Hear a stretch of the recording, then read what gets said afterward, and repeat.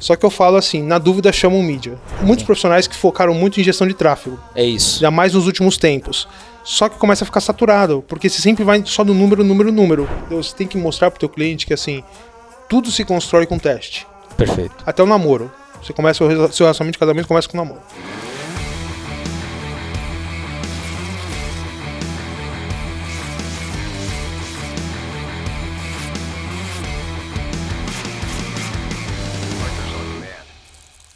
Fala galera, sejam mega bem-vindos a mais um episódio do Pod. Esse episódio é o de Natal, que eu fiquei sabendo agora, mas de verdade, eu queria dar um presente pra vocês. Então, se todo mundo fala que tráfego, meu Deus, tráfego pra cá, tráfego pra lá, Growth, não consigo fazer essa parada acontecer, pronto, tá aqui, escutei, peguei a cartinha do Papai Noel e tô trazendo o especialista aqui dentro da Adventures que cuida da nossa performance, Guto.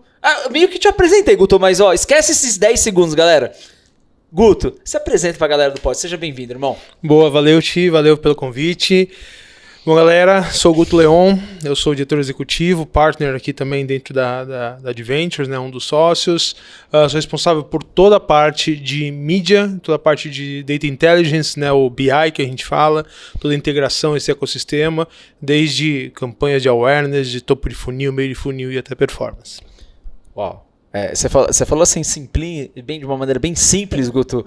Mas, cara, tem umas contas aí que estão na sua responsabilidade, né? Então, acho que a maior, a gente acabou de falar faz 10 segundos, né? Acho que ela é a maior. Sim, hoje a gente tem John Deere, que é a principal conta do agro hoje no Brasil. E não falando de semente, né? Que o Brasil tem várias outras marcas de semente, mas falando de equipamentos agrícolas, não é todo dia que alguém vai lá e compra um trator, uma plantadeira, uma colheitadeira. Semente você compra toda a safra, mas máquina nem sempre, né? Então, Exato. O nosso grande desafio é esse, é se manter na mente do consumidor para gerar negócio depois. E aí a gente tem varejo, a gente passa por CPG, né, bens de consumo. Então a gente tem um portfólio bem variado. E também tá contigo e com o teu time as nossas próprias marcas, né? Também. Sim. A gente é responsável aí por boa parte da estratégia das marcas próprias. Fizemos aí o baita lançamento de Gustavo Lima no primeiro flight ali, agora com Lud. Então todo esse acompanhamento, dados, cruzamento de dados, isso fica sempre com o time aqui do meu time. Boa. Como eu te disse, Guto, aqui na resenha antes, a ideia eu vou sempre traduzir para quem tem muita vivência na área, isso já é realmente um linguajar de rotina.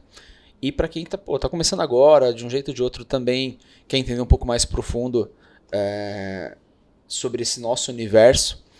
E, cara, se a gente pudesse dar um tiro de largada, um ponto de largada, como é que a gente conseguiria dar uma visão realmente da importância do que seria a parte de performance, de dados, de growth de um negócio? Porque, pelo que eu vejo, muitas vezes não só a agência, acho que a agência chega a ter um pouco mais dessa noção, mas às vezes o cliente da agência não tem essa noção da importância desse contexto dentro do negócio, na visão estratégica do negócio.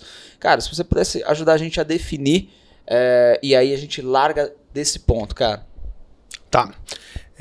Uma das coisas que... Bom, primeiro, eu não sou publicitário, né? Uma das coisas que quando eu comecei a trabalhar, estou no mercado publicitário desde os meus 12 anos, trabalhando, fazendo montagem de criação, um monte de coisa, mas eu sempre tive a paixão por marketing.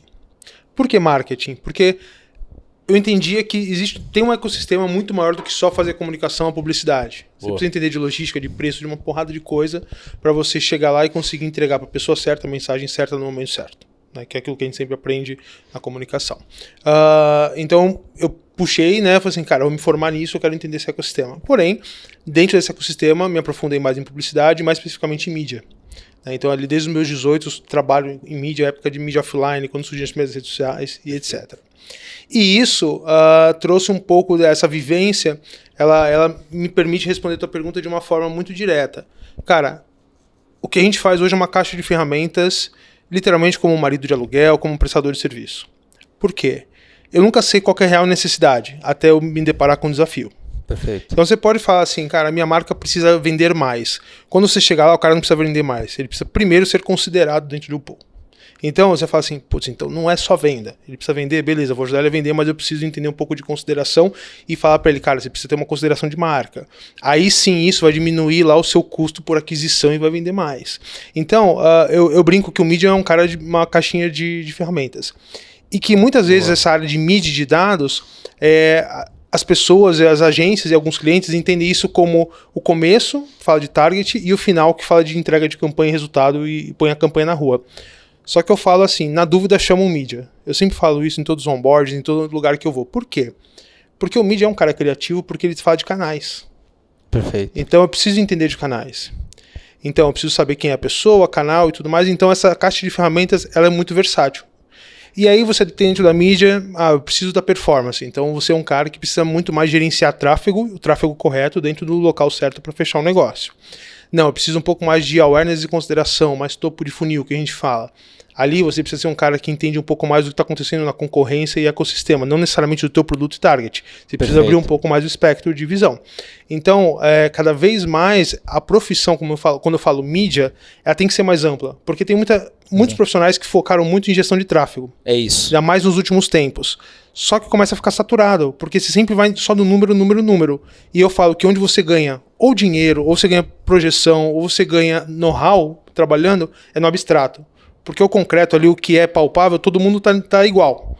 O que você consegue se diferenciar? Onde está o diferencial da tua agência? Onde está o diferencial você como profissional? Tá ali onde a galera não tá olhando, saca? Eu acho que, você pode me corrigir se eu estiver falando bobagem, mas eu acho que essa obsessão pelo tráfego começou muito por causa do digital. Então fala muito sobre lançamento, sobre essas coisas, sobre como é que você consegue distribuir conteúdo, seja um conteúdo de pré-lançamento, enfim, por aí vai. E isso era até então algo desconhecido ou conhecido para poucos em matéria de otimização e potência. Isso se tornou hoje algo muito mais comum, porque as marcas entraram. Até então estava só na mão de influenciadores ou produtores digitais, e agora as marcas entraram com um orçamento, muitas vezes um caminhão de dinheiro, e aí começou a dificultar porque o custo, você começa hoje a brigar para distribuir para o mesmo público, com a Nike, com a John Deere, sei lá, para quem for. E, cara, às vezes você só é um produtor de algo, de um infoproduto, alguma coisa nesse sentido. Então acho que isso deu jogou uma oportunidade e foram com muita sede ao pote, e é o que você falou, ficava muito em cima do número, do que está convertendo ali, mas não pensar o princípio, o fundamento por trás daquilo tudo, né? Como é que você cola isso numa estratégia? E na tua visão, cara, como é que isso é a parte como a gente deve fazer isso e deve enxergar esse zoom out numa estratégia completa? 100% do que você falou sobre infoprodutos, né, sobre esse tráfego e marketing digital, isso veio muito com a onda do Google, né, que foi a primeira grande plataforma de monetização de mídia, foi o Google, com os links patrocinados. E cada vez mais o objetivo era isso, né, trazer tráfego para os sites e tudo mais e ganhar dinheiro com esse tráfego. A grande evolução hoje das plataformas e dos profissionais, né, quando a gente fala um pouco mais da questão da performance em si, eu vejo, como eu te falei ali atrás, é entender um pouco como a pessoa chega ali, não só quem é o target, a grana que eu tenho, mesmo porque, quando você fala em grana, para as marcas hoje, a grana em investimento em tráfego, na verdade o investimento em tráfego não é um investimento adicional, isso já está no preço do produto. Perfeito. Então assim, se eu estou vendendo 1 milhão, se eu preciso de 1 milhão para vender 10 milhões, beleza, eu vou te dar mais 1 milhão porque eu sei que você vai vender mais 10 milhões. Então, tá no preço. Não é como a gente fala de awareness, que eu preciso investir 1 milhão para ter um resultado de 2, construir marca, depois na consideração esse resultado é um pouco maior até chegar na performance. Isso. Exatamente. Perfeito. Só que qual que é o diferencial? Muitos profissionais, e até pela popularização hoje das mídias digitais e dos cursos, dos telecursos, de forma muitas vezes, em alguns casos, até um pouco irresponsáveis, né? Sim, sim. A gente teve as agências, pequenas, médias agências, tiveram muita dificuldade em se colocar, porque eram comparadas a esse tipo de profissionais independentes. E qual que era a grande questão? Eles sabiam aquele last mile, só começou a ficar escasso. O diferencial quando você começa a olhar, tipo, eu falo, é funil, você vai afunilando. Mas se você inverter o funil, ele vira tipo um megafone. Então, assim, a partir daqui, dessa pessoa que compra, como eu consigo expandir meu target, como eu consigo expandir, porque assim, o Thiago é um Thiago só. Então o Thiago é o mesmo Thiago que está aqui com partners, é o Thiago que compra café para casa dele, é o Thiago que está com a esposa, está com a família, está com todo mundo. Então o Thiago é o mesmo Thiago. Perfeito. Só que assim, o momento dele, pode ser que no momento de lazer ele esteja mais propício a receber uma mensagem de um banco. Porque eu tô mais tranquilo, a mente tá vazia, eu não tô pensando em finanças, não tô pesquisando isso. Mas se o banco me dá um gatilho ali, eu falo assim, pô, isso aqui faz sentido. Eu vou pesquisar quando eu estiver sentado falando sobre isso.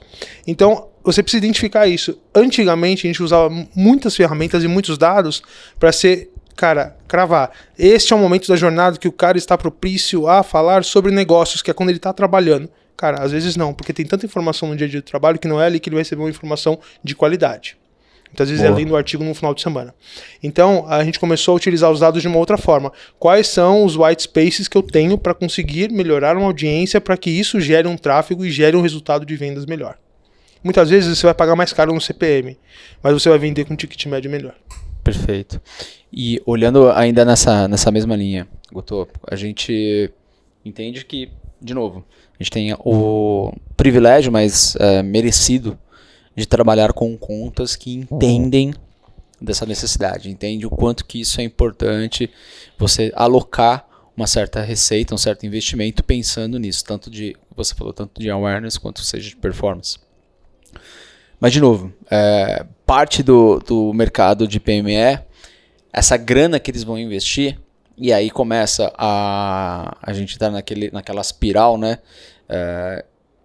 Porque às vezes a grana não é uma grana que está pensada para aquele produto, para aquele lançamento específico. Cara, é a grana que o cara tem, única, exclusiva, é o lucro dele do negócio que ele poderia estar investindo numa escola para o filho, sei lá. Uhum.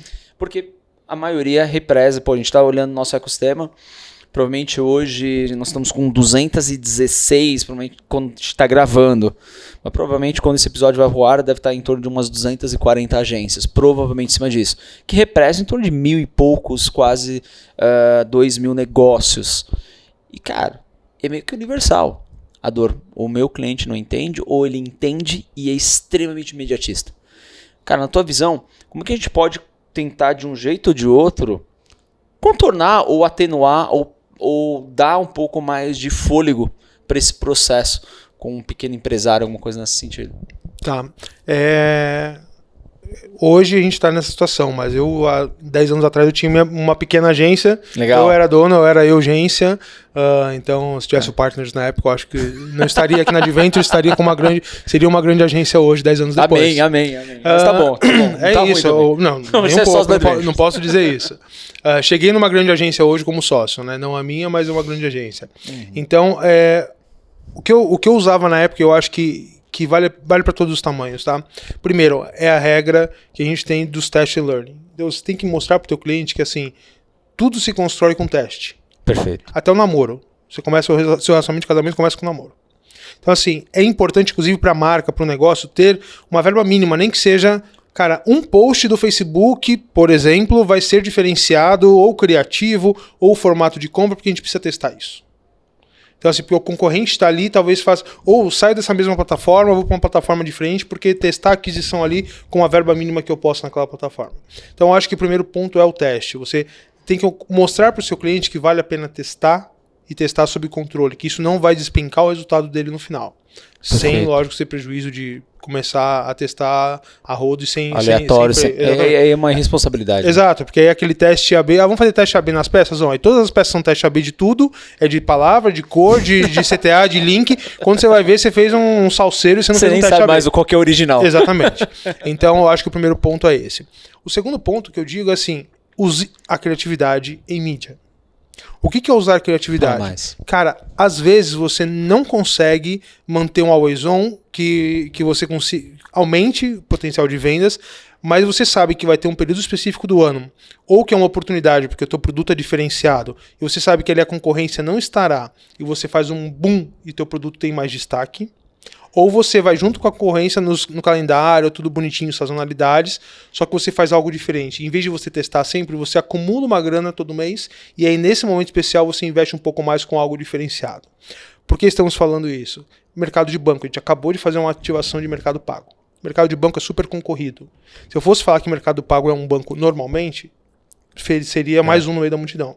A gente pegou um investimento de Mercado Pago e a gente fez uma ativação com bancos gigantes, mostrando que é a maior rede de bancos físicos do Brasil. Só que o banco físico era o banco palpável, Banco. Era o banco de praça. Era um trocadilho, né? Exatamente. E a gente fez banco gigante no Parque Vila Lobos, no Recife, em Salvador, em tudo quanto é lugar. Foi um momento, um tiro. Muitos desses locais estavam decorados para o Natal e os caras colocaram um papel Noel gigante sentado no banco. Eu virei assunto de um momento de algo que estava acontecendo com uma verba muito menor do que os demais bancos investem nesse período do ano, e a gente conseguiu ter um destaque. Tá? Isso falando do grande, mas pode ser uma peça, pode ser uma ativação diferente no digital, pode ser uma promoção, pode ser um engajamento, um gamification, qualquer coisa diferenciada. Você precisa ter criatividade de mídia. Eu falo, mídia não é só planilha, só rentabilidade. Mídia precisa ter um quê de criatividade, porque, de novo, você volta para a planilha, é cartesiano. Como é que você foge do cartesiano? Como é que você vira a curva fora ali da planilha? É isso, cara. Você precisa ter uma pitada de criatividade. E você falou muito bem, por sinal, no que é relacionado a... Não existe um playbook, né? Não existe uma regra. É teste, acerto, e aí varia um pouco, vai um pouquinho mais, vai um pouquinho, até você achar minimamente um caminho para que você possa injetar um capital mais expressivo. E essa questão de criatividade, pô, tu falou, e acho que é uma forma bem legal para quem estiver ouvindo, para dono de agência ou estrategista, para explicar a importância de você plugar isso, né? Porque uma coisa é você... outros níveis de faturamento, de porte, maturidade do negócio, ele tem desejo diferente, né? Então, ele tem lá, eu tenho aqui uma verba alocada para XYZ e ele entende às vezes um pouco mais do longo prazo. O outro pode ser que ele entenda também, mas ele não tem essa sobrevida para se garantir no longo prazo. Então, essa criatividade, esse momento onde você conecta as áreas, eu acho que isso é muito forte. Sabe uma coisa que eu não falei, mas que é uma oportunidade para a PME, que assim, é quando você identifica um potencial parceiro de serviço agregado. Então, eu vendo roupa, mas eu não tenho acessórios na minha loja, no meu e-commerce. Eu tenho um potencial parceiro que eu sei que ele investe um pouco mais ali, ele consegue investir, tem uma capilaridade, ou tem uma influenciadora que fala da loja e tal. Por que eu não junto com ele e faço uma ativação das duas marcas? Eu começo a expandir o meu target já que eles são complementares.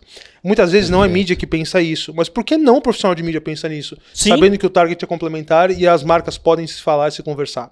Então, essa criatividade às vezes não é de fazer algo muito grande, mas é onde eu posso conectar e aproveitar cada vez mais a audiência, né, que eu já tenho, que eu posso ter. E você tá falando sobre e-commerce. Na tua visão, e aí a gente vai falar um pouquinho mais para essas pessoas que estão começando agora. As estratégias, princípios e fundamentos para um e-commerce, para você fazer essa parte de mídia para e-commerce, ela funciona na mesma batida do que seria para você gerar tráfego para um site, que seria para você fazer um perfil prosperar um pouco mais, ou uma criação de awareness? Os princípios são os mesmos na tua visão? Ou gira diferente? Na verdade, não. Tem a sua particularidade nesse caso, de e-commerce, principalmente os iniciantes. Eu já tive e-commerce também. Porra, Guto! A gente precisa marcar um outro pod só pra contar minha biografia e depois a gente grava. Tá falando sobre paleta mexicano? Pô, já tive uma franquia. Cara, eu tive, na verdade, não foi franquia, foi o e-commerce de esmalte, quando veio essa onda há uns 7 anos atrás. Caraca. Meu irmão é formado em moda, resolveu montar e falou assim: você é seu sócio. E aí eu falei assim, cara, beleza. Só que eu olhei aquela porcaria, aí eu falei assim, cara, esmalte custa R$1,50. Como eu vou ter escala em R$1,50? Aí eu falei assim, cara, vendendo kit. Então eu vendia kit para manicures, para as manicures terem sempre os esmaltes da moda no seu salão, kit de 50 esmaltes. E vendia isso e-commerce. Como todo bom negócio assim, pensado e altamente escalável, deu em nada. Mas enfim, foi uma puta de uma experiência com e-commerce. E foi uma experiência que eu digo porque, cara, foi na raça eu cuidando do marketing do meu negócio. Eu não tava mais com agência, eu tava cuidando do meu marketing. E é o teu dinheiro que tá ali. Cara, eu arrumando a loja online, eu cadastrando, fazendo SEO, eu fazendo tudo isso. E aí, o que eu aprendi, cara? Tem uma palavrinha que é uma palavrinha-chave, né? Mas eu vou falar assim, cara, tem 3 coisas que a gente precisa entender. A primeira dessas 3 coisas é que as pessoas vão ter a atenção delas disputadas. Fato. Tá? Então não importa o teu produto, não importa se está começando agora, sempre vai ter alguém ali no segmento que já está fazendo. Tá? Então essa é uma das 3 coisas que eu estou falando para vocês. A segunda das 3 coisas é que você precisa contar sempre uma história. Sempre precisa ser uma história e uma história envolvente. Né? Então, e se eu puder dar essas dicas, são essas dicas que eu daria para quem está assistindo a gente que está com e-commerce pequeno. Por quê? Porque esse é o grande diferencial. Tá. Né? E se vocês prestaram atenção, o que eu quis dizer aqui com isso é que assim, a atenção é fundamental. Porque eu falei para vocês que a gente ia falar sobre 3 coisas. E eu fiz o 4 com a mão. Então algumas pessoas estão estranhando porque eu falei 3 coisas e fiz 4.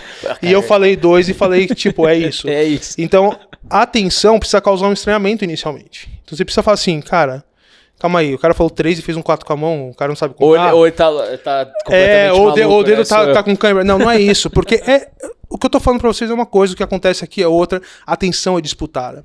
E o fato da atenção ser disputada para um pequeno e-commerce é como eu consigo tirar proveito disso. Ou eu tenho que ter algo diferenciado, uma proximidade, ou eu vou lançar um produto que eu só vou ter por pouco tempo, aí a gente começa a entrar, aí sim a gente entra com alguns princípios ali de escassez, a gente começa a trabalhar alguns princípios de infoprodutos principalmente. Uhum. Mas o e-commerce, quando ele começa, esse inicial dele, sempre vai ter um concorrente, a não ser que seja um produto único que você acabou de inventar, só você tem, você precisa entender como o teu concorrente está. Muitas vezes a geolocalização é importante, né? Perfeito. Então você pensa como um cara que como se o cara tivesse uma barraquinha ali, artesanato, o cara digitalizou isso. Qual é o processo dele? Cara, todo mundo na região conhece ele. Ele vai colocar um cartão com perfil de LinkedIn, ou com perfil de Instagram, ou uma loja online. A pessoa começar a comprar online. Beleza, já avançou, pediu pro WhatsApp, beleza. Então ele já está no outro passo. Se você está entrando nesse momento aqui de e-commerce, cara, imagina que você precisa ser conhecido em algum lugar. Boa. Na internet como um todo, é ruim. Então, o que eu sugiro? Sempre esteja à disposição. Google Search minimamente feito. Um SEO bem feito e um Google Search minimamente feito. Por quê? Porque se alguém ouvir falar sobre você, tem uma marca lá, sei lá, Cachorrinha do Brasil. Cara, eu vou procurar Cachorrinho do Brasil, vou te achar de alguma forma ali, porque é uma coisa única. Então você começa a construir esse perfil. Então eu acho que assim, você precisa assim, tomar cuidado com a atenção, é disputado. Então qual que é a tua batalha? Seja sempre uma marca, acessível, ou seja, quando a pessoa tentar procurar, vai te achar. Esteja em todas as redes, cara. Mesmo que você não consiga ter um perfil, eu digo, pro pequeno isso é importante. Pro grande é ruim, porque marcas grandes precisam ter conteúdo ali, elas são cobradas por conteúdo. Precisam ser relevantes, né? Marcas menores, elas precisam estar presentes. Então, assim, se você está presente minimamente com a tua marca, o que você faz nas redes, pelo menos você já é achado e isso ajuda muito o teu SEO e ajuda muito o e-commerce a crescer. E a gente, aqui dentro, e aí abrindo um pouquinho a caixinha de Pandora, né? Como é que a gente vê aqui dentro o Partners como negócio? A gente resolveu, de um jeito ou de outro, existe tráfego focado unicamente para performance e conversão direta na ponta, mas existe uma força muito grande pensando na criação de uma marca a longo prazo. E eu olho para o Gui, que o Gui faz parte desse time que também está ajudando a gente a construir uma marca para longo prazo. E isso foi estabelecido desde o dia 1. Apesar de a gente falar tanto da Ventures, eu já falei isso em às vezes, algumas imersões que eu entreguei dentro do ecossistema. Quem olha de fora, Guto, e olha principalmente do nosso nicho, olha a Ventures e olha o Partners, eles acham que a gente está nadando em dinheiro, pode testar rodo, não tem problema nenhum, porque é o Partners, e assim, você é meu companheiro de reuniões complexas. E assim, ninguém é maluco aqui. Então, elas precisam performar por si só, elas precisam se provar por si só.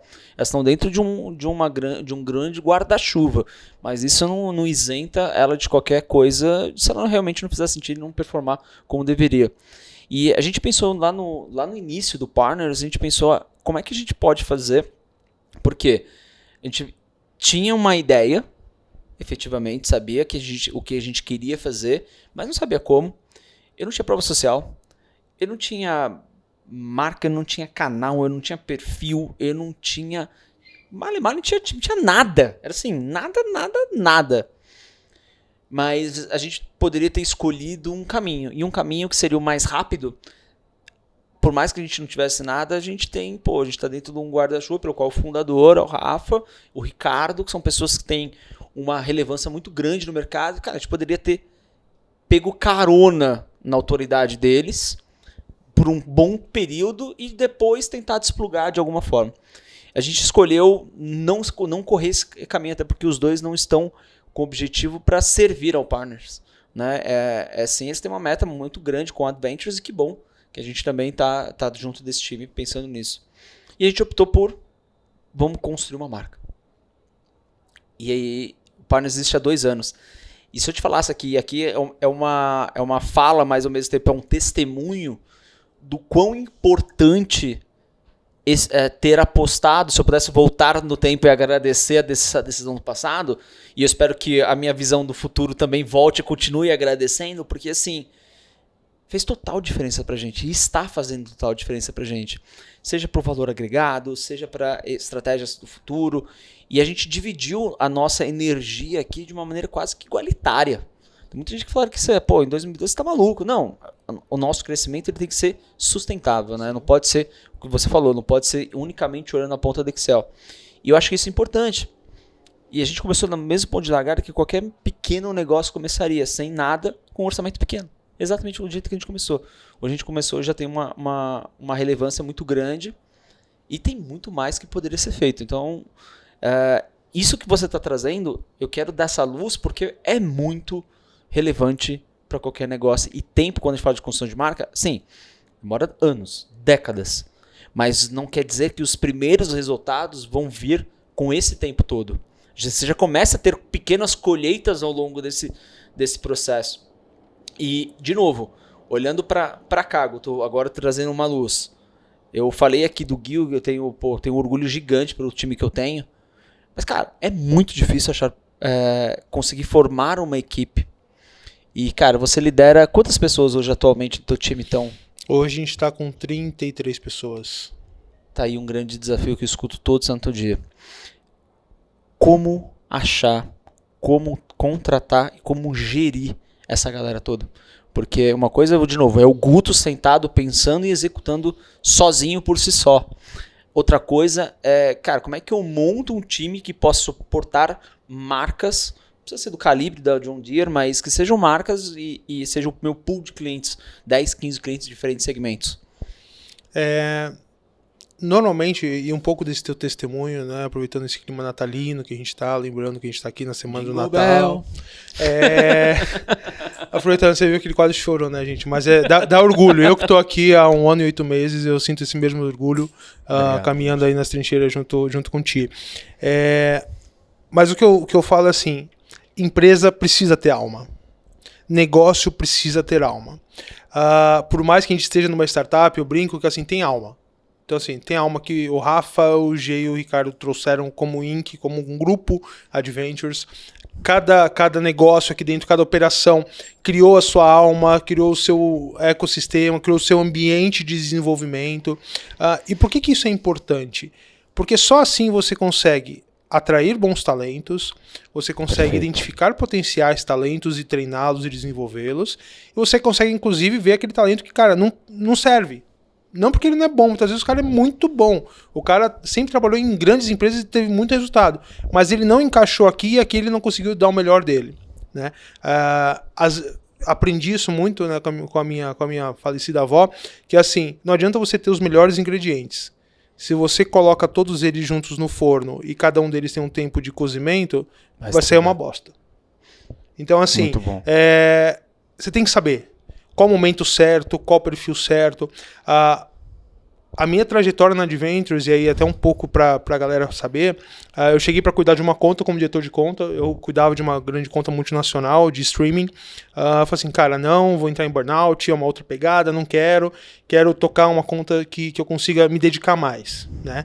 Porque um dos pontos foi, eu gosto de estar com a mão na massa. Então assim, lá eu tinha um time grande, eu estava um pouco mais executivo do que só...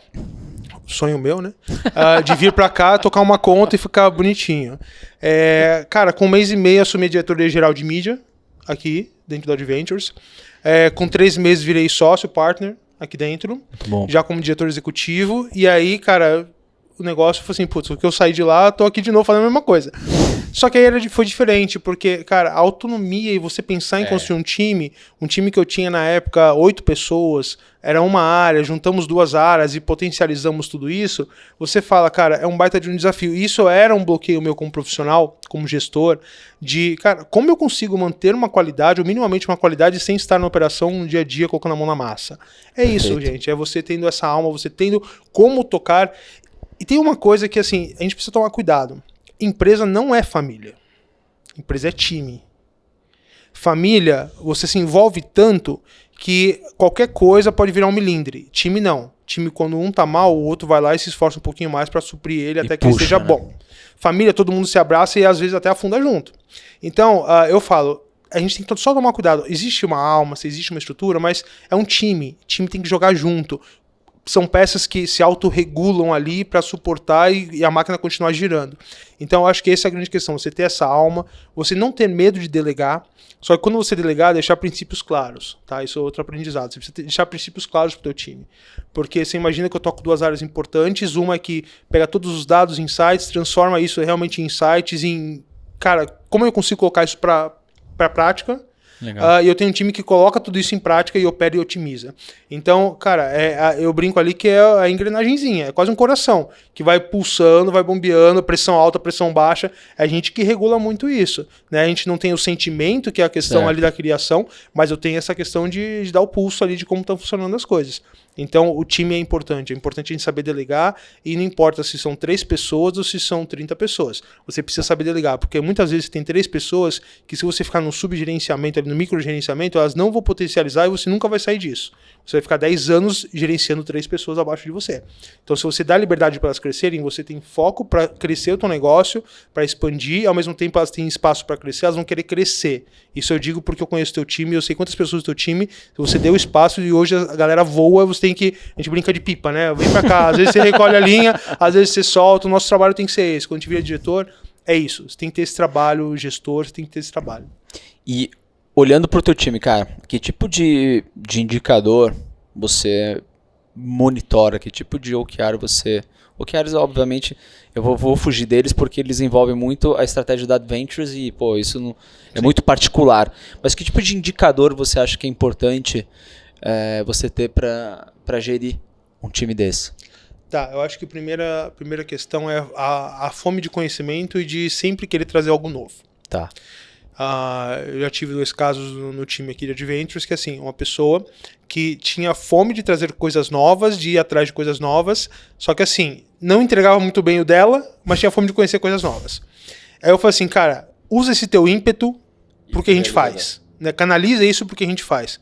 Cara, o cara começou a criar vídeo, inclusive no LinkedIn, como transformar dados da tabela no Excel, apertando o botão, virar isso, dados no PPT. Reporte automatizado em 30 segundos. Então o cara canalizou a energia dele de ficar criando algumas coisas diferentes para algo que a gente usa aqui hoje no dia a dia. Uma outra questão, pessoas que consigam entender os erros e os defeitos antes de a gente precisar apontar. Cara, fiz besteira aqui, tô corrigindo, tô me adaptando, tô fazendo... Então, também é isso, perceber essa autocrítica. Não importa se é júnior, eu tive um caso de uma pessoa que era júnior na época e, cara, num PDI falei assim, inteligência emocional acho que precisa trabalhar. Cara, a mina foi fazer um curso de inteligência emocional, comprou um livro de um cara em inglês lá porque ela gostava do cara e começou a fazer um curso. E no PDI dela, cara, hoje ela dá treinamento pra galera de inteligência emocional. Legal. Então, assim, isso eu acho que é um principal fator dentro daqui do time que a gente avalia muito. O outro é a questão técnica. Se a pessoa quer evoluir ou não. A gente tem aqui, por ter essa pluralidade, né, de disciplinas, né, de mídia, por exemplo, eu tenho pessoas que são muito bons em mídias off. Então, assim, é televisão, é rádio, como cruzar isso com um pouco do digital, em grandes portais e etc. Vamos navegar nisso. Só que o cara, ele não é muito bom em performance em Google e tudo mais. Só que assim, se ele tá comigo há 3 meses e ele nunca sentou com alguém que manja mais para perguntar como funciona, para ele melhorar a estratégia dele, do que ele tá fazendo aqui, esse já é um cara que eu vou começar a acender uma luz amarela. Eu falo assim, cara, você já conversou com ele? Vai lá, conversa. Se a gente dar um toque e o cara não vai, eu falo assim, ele tá acomodado onde ele tá. E de novo, não tô falando de nível hierárquico, tá? Tô falando de perfil. Personalidade. Exatamente. Tem pessoas aqui que o cara veio de performance, chegou aqui, a conta de performance não era tão hard de performance como era, a pessoa foi aprender off, hoje ela faz um plano 360 maravilhoso. Ele sabe exatamente quanto tem que ter o CPA dele aqui embaixo, então ele sabe quanto tem que ser o CPM aqui em cima. Então isso ajudou ele a comprar melhor mídia offline, porque ele sabe quanto de perda ele tem para chegar num CPA aqui bem conciso. Então isso ajudou. Então é um tipo de profissional que eu falo, cara, o cara foi atrás de aprender mais do que ele sabia. Isso é bom. Pode ser que amanhã ele volte só para performance, mas ele sabe que existe alguma coisa por trás que vai chegar e vai influenciar muito o resultado dele. Ainda olhando para isso, dentro dos clientes, quando a gente olha assim, quais são as métricas mais importantes para você? Tanto, vamos dar um exemplo, para performance, obviamente, acho que é conversão, mas o por trás. E para awareness, o que vocês olham aqui dentro das nossas marcas, dos nossos clientes, cara? Quais são os indicadores que a gente olha e apresenta para o nosso cliente, para dizendo, pô, estamos indo bem ou estamos indo mal?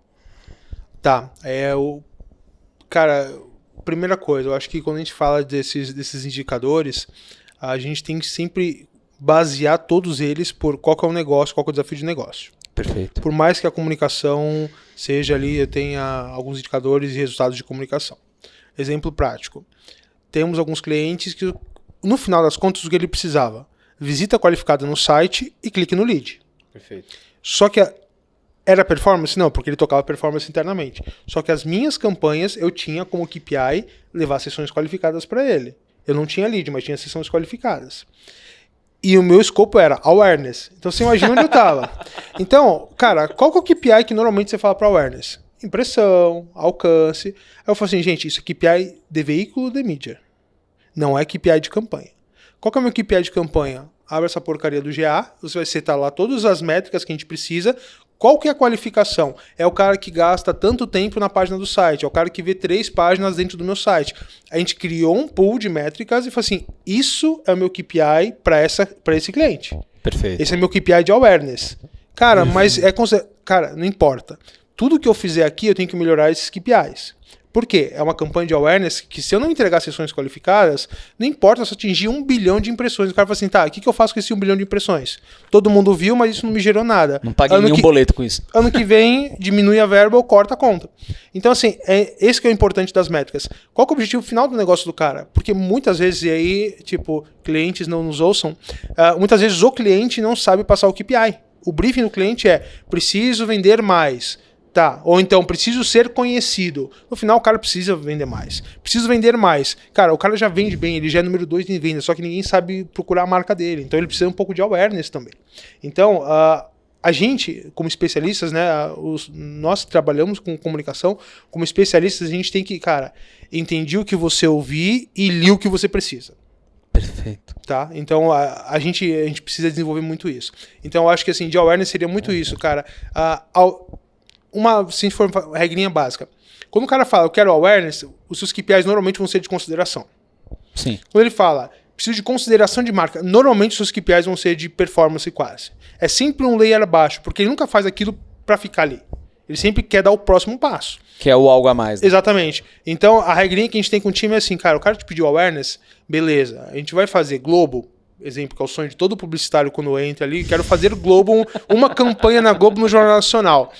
Tudo bem que hoje essa molecada nem vê televisão. Faz nem ideia quem seja. Galera, deveria. Eu sei que tá ali na faixa dos 20 e poucos anos, que não gosta de TV, trabalha com comunicação, assista televisão.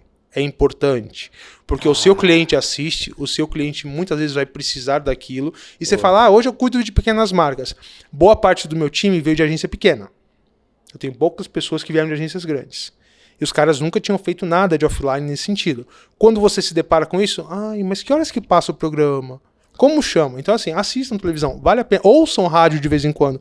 É importante, não porque é o seu gosto pessoal. Cara, eu sou péssimo com TikTok.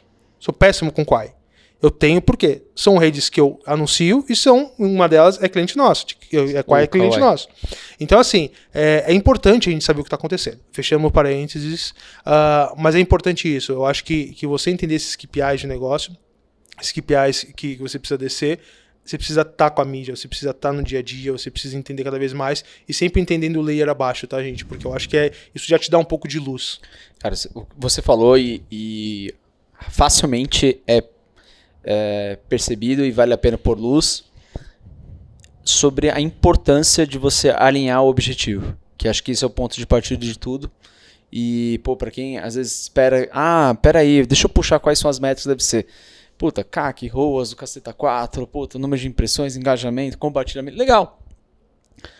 Legal se você não tem um objetivo claro, mas se você tem um objetivo claro, no final do dia a gente fala tanto sobre resultado, quanto que está gerando de resultado, porque se não gera resultado, e acho que esse é o primeiro ponto de alerta, de que você não está fazendo esse trabalho bem feito quando você perde a conta.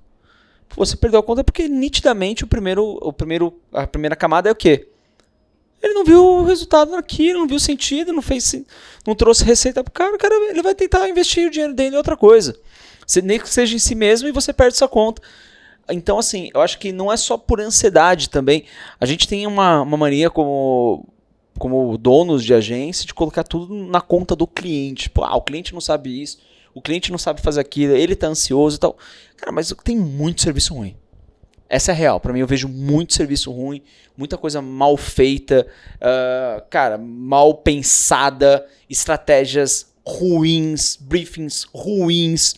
E, vou te falar, a gente se testa. Antes de a gente até trazer, a gente tem um parceiro também que apoia a gente, que inclusive tá dentro do programa. Cara, a gente testou vários outros, dentro e fora do programa. E assim, cara, um caos. E eu falei, meu Deus, que bom. Porque eu vou ter muito mercado ainda para trabalhar. Porque, assim, reclama, mas a primeira parte é muito mal feita. Posso aproveitar esse teu gancho? Claro. Quando você faz um report de mídia, todo mundo fala assim, põe o farol, põe a setinha verde para cima que tá bom, para baixo que tá ruim. Gente, eu desafio agências que cuidam de Facebook, por exemplo, de redes sociais, que no relatório impressões sai vermelhinho. A não ser que o cara tenha feito uma burrada gigante na campanha. Tem que ser muito ruim. Por quê? Porque o CPM, a tendência é sempre você colocar um CPM média e você vai sempre abaixo do CPM, você vai aumentar impressões. Então, assim, eu já perdi contas em agências que, assim, você pega o relatório acumulado do ano, batemos recorde de alcance, de impressão, de frequência e tal, no final das contas não gerou negócio. Então, assim, KPI de mídia, ele é balizador. Eu não digo nem KPI, mas os indicadores de mídia, de veículos que você recebe isso, são indicadores se você está sabendo dosar e otimizar. A otimização, ela vai depender do resultado final de negócio. Isso. Então, assim, só dividam isso um pouco na cabeça de vocês, né? Quando vocês estiverem planejando, que é o que a gente faz aqui. E às vezes a gente comete esse erro também, que a gente se empolga e aí manda no plano de mídia. Planejamento de mídia, você vai gastar tanto em cada veículo, 35% em cada um dos veículos, beleza? Tantas impressões e alcance. Aí eu só mando assim um comentáriozinho lá no Google Slides. Tá, quantos por cento do target está sendo alcançado? Quanto disso a gente já tem uma taxa de conversão média, quanto de taxa de conversão a gente está trazendo com essa campanha. Porque às vezes passa, é um ímpeto nosso de entregar um plano bem bonitão e um monte de número de bilhões e milhões, quando você vai ver, cara, falta ali o resultado efetivo. Aí você fala assim, eu tenho medo de colocar isso e não alcançar. Eu falo assim, cara, ponha isso, porque mesmo que você não alcançar, é a métrica mais próxima do negócio dele. Porque você começa a dar 300% a mais de impressão e de alcance, o cara fala assim, cara, ou você chutou errado ou você está superestimando as coisas para sempre sair bem. Então, perfeito. Assim, tome cuidado, tenha risco. Eu acho que o risco de um mídia, o risco quando você fala de tráfego, de gerar resultado para o teu cliente, é você se comprometer. Então, assim, cara, eu vou sim trabalhar para você, a sua taxa de conversão é 10, para a sua taxa ser 12 na próxima campanha. Eu vou, pode ser a média histórica nunca foi 12. Cara, eu vou me comprometer a otimizar a campanha, nem que eu precise gastar um pouco mais de tempo na otimização, a tentar chegar nos 12. Então isso é importante. Bilhões de impressões de alcance, isso vem em consequência. E até porque, se você se projeta para resolver uma métrica que move o ponteiro do negócio do cliente, naturalmente você não vai conseguir fazer isso limitando somente a tua área. Você vai ter que fazer o cliente forçar ele a olhar, às vezes, o time dele de vendas, de executivo, exato, que pode estar queimando o cliente a rodo, cara, o balde furado que não está segurando, enfim, você começa a olhar e fazer com que o cliente comece a melhorar a operação dele como um todo e veja que, tipo assim, o problema dele não é só mais clientes, não. É muito mais embaixo isso. Isso deve acontecer muito. Sim, é um pouco do que eu te falei, por isso do marketing, né, quando eu escolhi lá atrás. Porque isso, hoje em dia, é o que a gente tá. A realidade, tipo, 20 e poucos anos depois, é isso. É o que a gente vê hoje. Não dá mais pra você ficar só na campanha. E é importante, porque, por exemplo, eu já trabalhei com um imobiliário, com construtores e com um consórcio imobiliário. Muitas vezes você manda lead qualificado, porque o cara tá dentro todo daquele checklist de lead qualificado. Quando chega lá, a demora de algumas horas de atendimento, o cara já nem lembra que você, porque ele mandou lead no Instagram para várias construtoras. Ah, eu sou da construtora X sobre o empreendimento Y. O cara fala assim, mano, eu já nem lembro mais quem é. Me fala de novo como é. Aí até essa troca de mensagem você já perdeu. Exato. Então, assim, tem muita coisa no processo que a comunicação, seja o profissional de BI, seja de mídia, ou até seja o próprio atendimento que começa a acompanhar essas contas, você começa a olhar e fala assim, putz, aqui tem um gap. E não é para apontar dedo, porque assim, a gente entende que a relação é um time só. Seja cliente ou seja agência, você acaba sendo um time só. Você não contrata alguém, tipo, a não ser que você goste de apanhar e ficar lá aí pra aprender a lutar boxe. Aí você vai lá pra apanhar.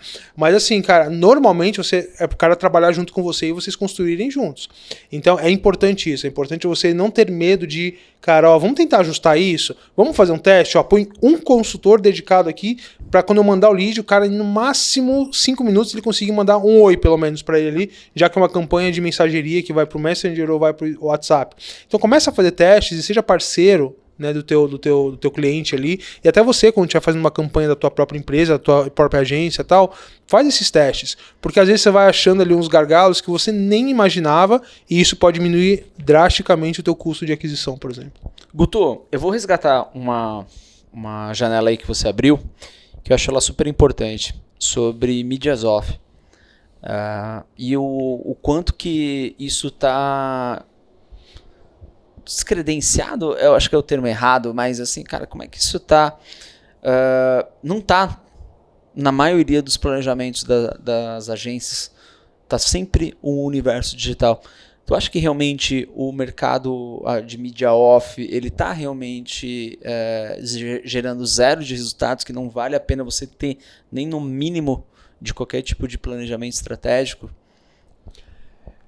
A resposta para isso é: performance não é uma etapa de funil. Performance é um método que você tem que ter em toda etapa de funil. Então, assim, se eu estou fazendo awareness num meio off, eu não vou colocar a minha inserção no Jornal Nacional e vou deixar lá. Perfeito. Ela está lá por um propósito, eu tenho que ter algum resultado, algum residual daquilo.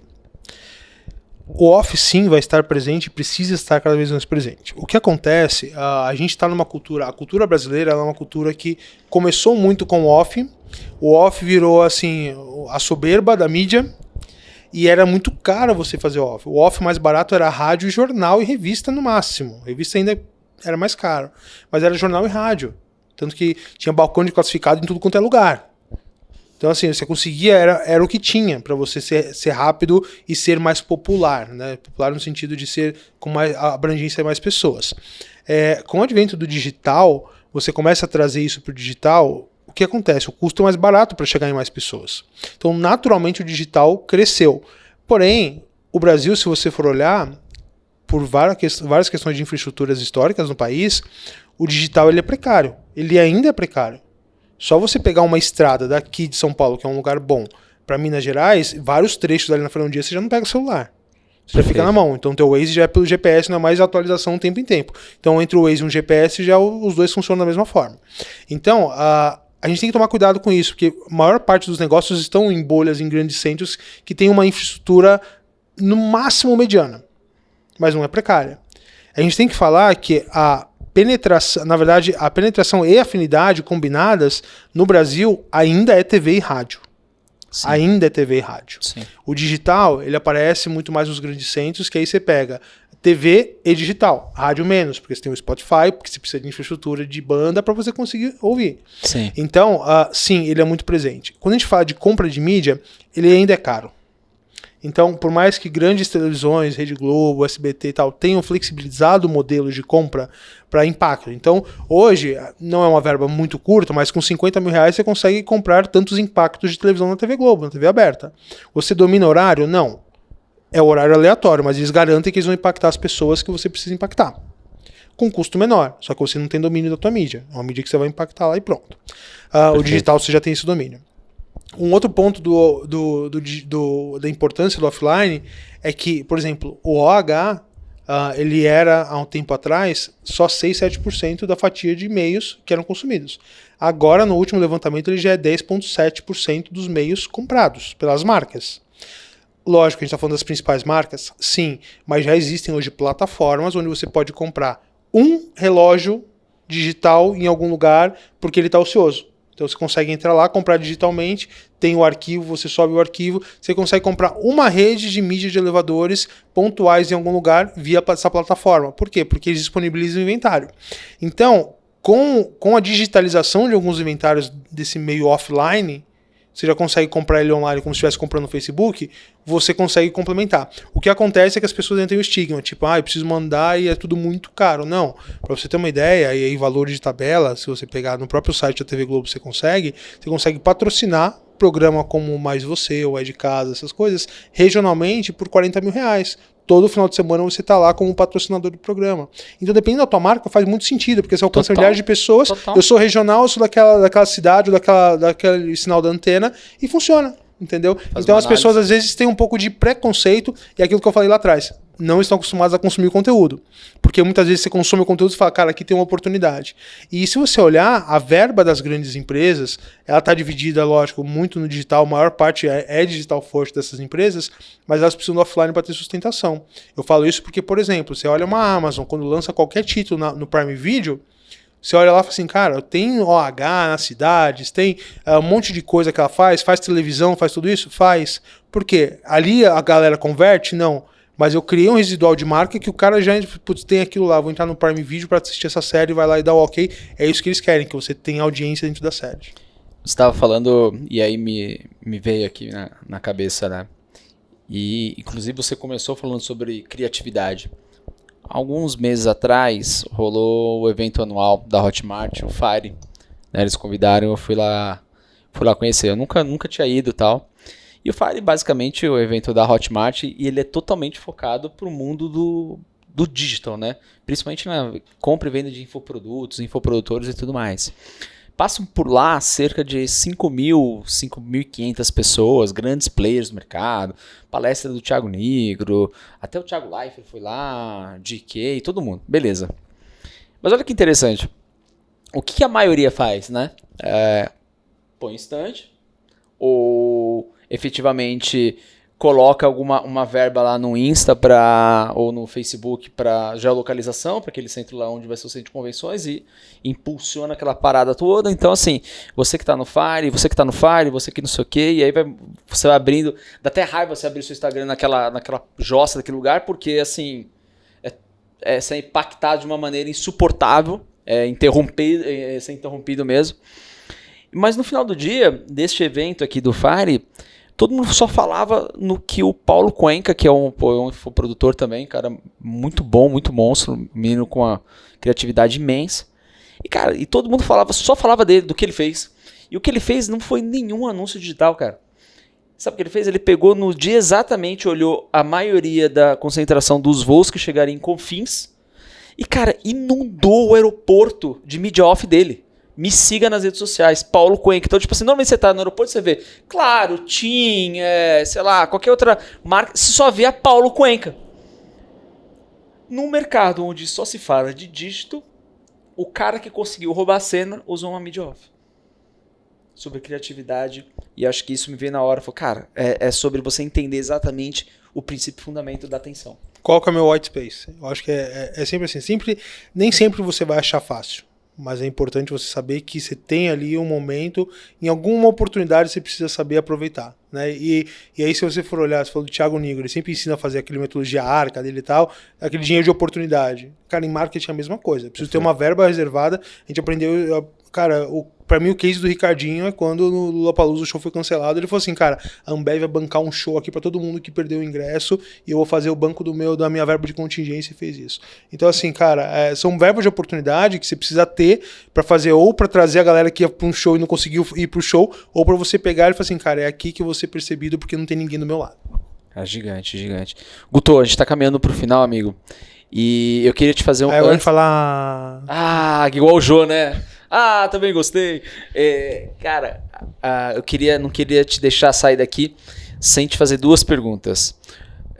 Na verdade, está inaugurando um quadro novo que é Roubada com o Thiago. Brincadeira. Bora.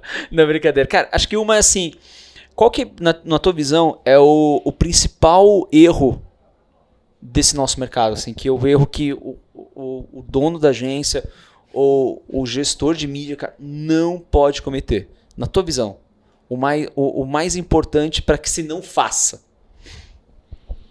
Essa é a primeira pergunta. A segunda é uma pergunta mais difícil que essa. Tá, vamos responder a primeira então. Eu acho que se você... Eu vou dizer a resposta, mas eu vou precisar explicar um pouquinho. Soberba profissional. Fala mais.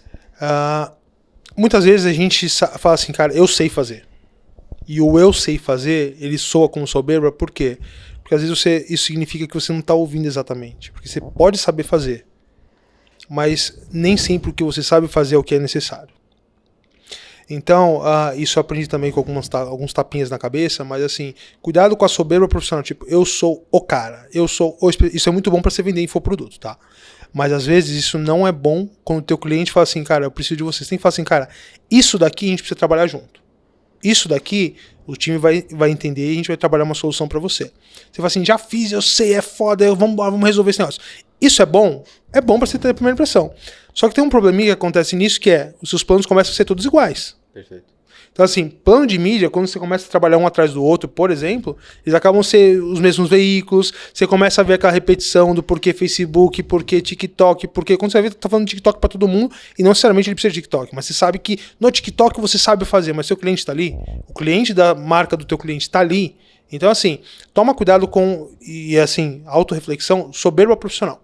Eu acho que assim, existe um pouco no mercado publicitário que eu sou o cara, eu sei fazer, assim, se você quer, vem comigo. Quando você não consegue entregar, você causa uma frustração na tua equipe e no teu cliente.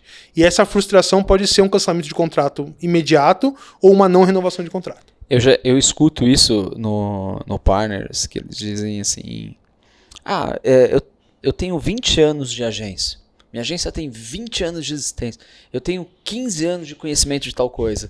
E eu queria entender o que vocês fazem aí e tal, que vocês podem me ajudar. Eu fico pensando por dentro, assim, tudo bem, eu respeito os teus 15 anos. Que bom que você tem 15 anos de existência. Mas a soberba é tão grande e a prepotência, e ele esquece que ele está numa call ou está numa reunião com alguém que lidera um programa de boas práticas. Então, cara, você está num lugar onde você está pedindo ajuda e nem assim você abaixa a tua prepotência. Então, entendo totalmente o que você está dizendo e concordo contigo. Acho que isso cega, como diria essa frase do Caio Carneiro, né? Eu adoro ela, não tem nada mais perigoso que um idiota motivado. Então, cara, é o que pode acontecer mesmo, ainda mais quando você está torrando dinheiro em investimento dos outros. E Guto, agora a pergunta número 2, que acho que é a mais difícil, ou se não a mais fácil, depende. Cara, como é que a gente baixa o preço do CAC? Não, porque essa não precisa responder, não. Porque eu ia te falar assim, quando descobrir, você me avisa que a gente vai ganhar dinheiro junto.